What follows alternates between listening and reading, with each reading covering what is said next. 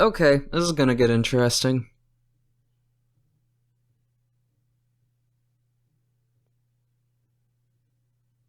Clone. Oh, God! Yeah, he's dead.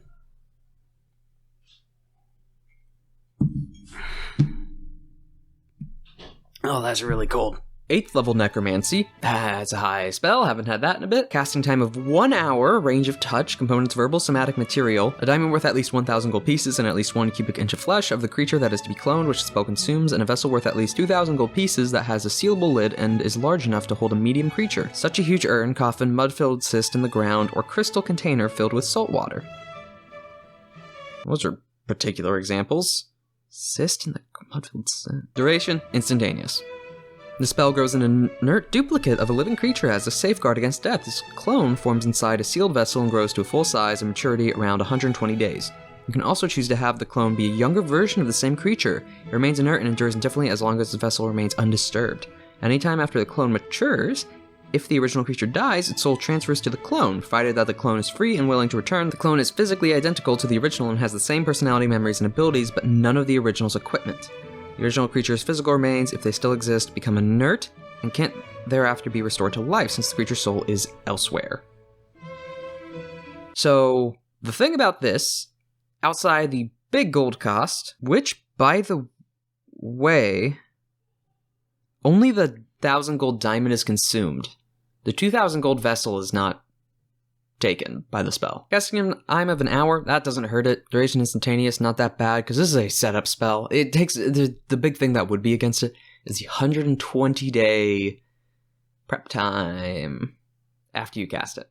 It's going to take 120 days for that clone to form. If you have a ton of downtime on the scale of years, or if you're looking as a DM to NPCs or stuff in your setting, like I have a character like this who no one seemed to have been able to kill,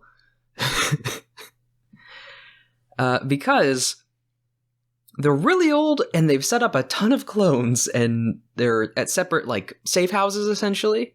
That's probably the best way to do this, either at your main base or to essentially have separate safe houses. Each one with a clone vessel ready and prepared. Though, it doesn't specifically say which clone.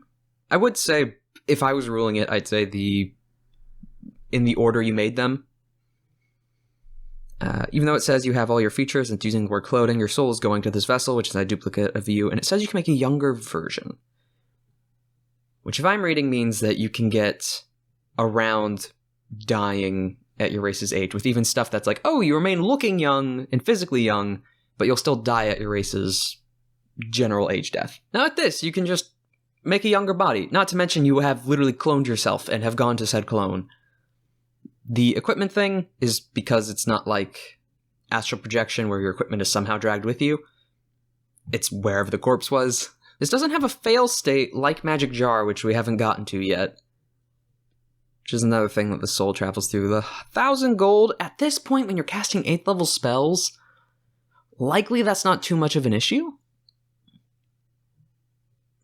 And the 2,000 gold piece vessel, if you're only setting up one of these, is only a one-time purchase. The cubic inch of flesh? That's gotta hurt. But it could be from all over. Little bits and bobs of ya. Throw in some toes or fingers. An ear. A nose. Be the Lord Voldemort or something. Oh god, Harry Potter reference. Though, I mean, similar to the astral projection one though. With a bit of a difference. I guess someone can kill the clone ahead of time. If they break the vessel, because it has to stay in the vessel. Wait, it remains inert and endures into... Yeah, it remains inert and endures indefinitely as long as its vessel remains undisturbed. So even if its vessel is disturbed, the clone is still fine, it just won't be indefinite. So then begin to age or decay or be preyed upon by anything else. Though someone who's smashing it open is likely also going to be killing it. Though if it stays away, if it stays in some safe house somewhere, you have equipment to boost yourself up. This is virtual immortality.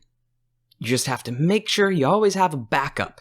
Kind of like FTL's clones, you know? If the power goes out and then you can't copy them, uh-oh, that person's gone. Even with the gold cost and the 120-day prep time, if you have enough downtime, that's the only thing that's stopping me from... Oh, God.